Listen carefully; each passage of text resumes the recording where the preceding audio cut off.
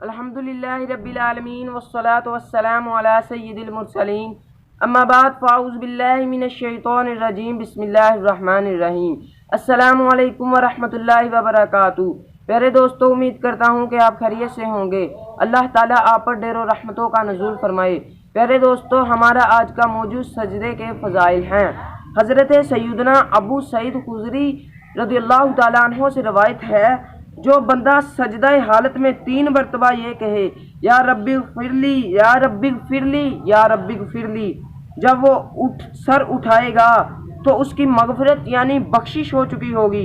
ये दुआ नफल की नमाज के सजदों में पढ़िए या नफल के अलावा अल्लाह ताला की नेमतों पर शुक्रिया अदा करने के लिए सजदा शुक्र में पढ़िए, और इसमें ये और जो चाहें जायज़ दुआएं मांग सकते हैं। रहमत आलम सरकार मदीना सल्लल्लाहु अलैहि वसल्लम का फरमाने इब्रत निशान है, बंदा सजदा की हालत में अपने रब्बे करीम से बहुत ज़्यादा करीब होता है, लिहाजा इसलिए तुम सजदे में बकसरत यानी ज़्यादा दुआ किया करो। शरह हदीस हकीमुल उम्मत हज़रत मुफ्ती अहमद यार खां इस हदीस पाक के तहत लिखते हैं, रब्बे करीम तो हम से हर वक़्त करीब है, मगर हम उससे दूर रहते हैं। अलबत्ता सजदे की हालत में हमें उससे खुसूसी कुर्ब यानी ख़ास करीब होना नसीब होता है, लिहाजा इस कुर्ब यानी नज़दीकी को गनीमत समझकर जो मांग सके मांग लें।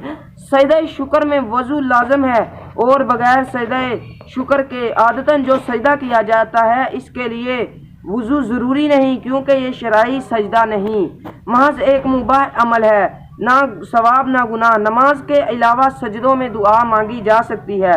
अरबी के अलावा दीगर ज़ुबानों में भी दुआ मांग सकते हैं। सहाबी इब्ने सहाबी हज़रत सैयदना अब्दुल्ला बिन अब्बास रज़ियल्लाहु ताला अन्हु से रवायत है कि सरकार मदीना सल्लल्लाहु अलैहि वसल्लम का फरमाने इब्रत निशान है, मुझे रकूअ व सजदे में तिलावत कुरान से मना किया गया है। रकूअ में तो रब की ताज़ीम करो और सजदे में दुआ में कोशिश करो कि वो दुआएं कबूलियत के लायक हैं।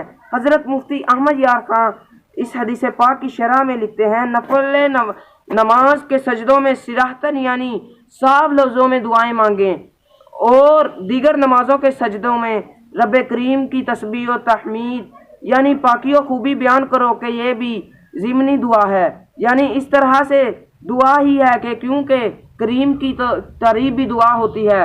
बाज़ बुज़ुर्गों को देखा गया कि वो सजदे में गिर कर दुआएं मांगते, और उनका माखज़ यानी बुनियाद ये हदीस है, क्योंकि सजदे में बंदे को रब करीम से इंतहाई क़र्ब होता है, यानी बहुत नज़दीकी हासिल होती है।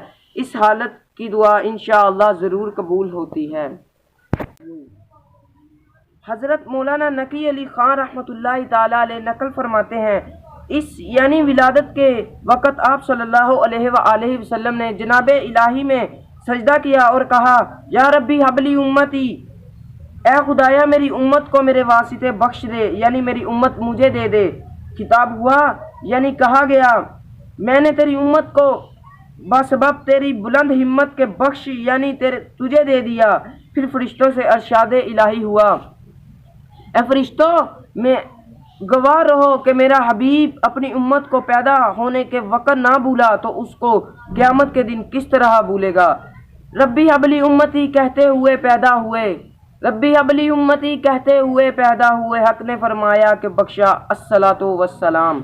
एक नेक बंदे से किसी ने अपनी परेशानियों को रोना रोते हुए कहा, जो काम करता हूँ वो उल्टा हो जाता है, क्या करूँ। उन्होंने पूछा, स्टैंप देखी है? बोला देखी है। पूछा, क्या ये जानते हो कि स्टैंप पर लिखाई कैसे होती है? कहने लगा, उस पर उल्टी लिखी होती है। फरमाया कि ये बता वो सीधी कैसे होती है? जवाब दिया, जब स्टैंप कागज़ पर लगती है तो अल्फाज सीधे हो जाते हैं।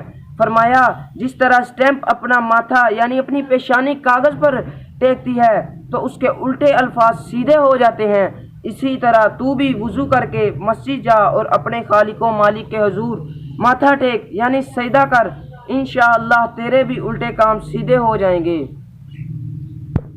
अल्लाह ताला की पाक बारगाह में दुआ है कि अल्लाह ताला हमारे सजदों को अपनी पाक बारगाह में कबूल व मंजूर फरमाए। आमीन बिजाहिन नबी।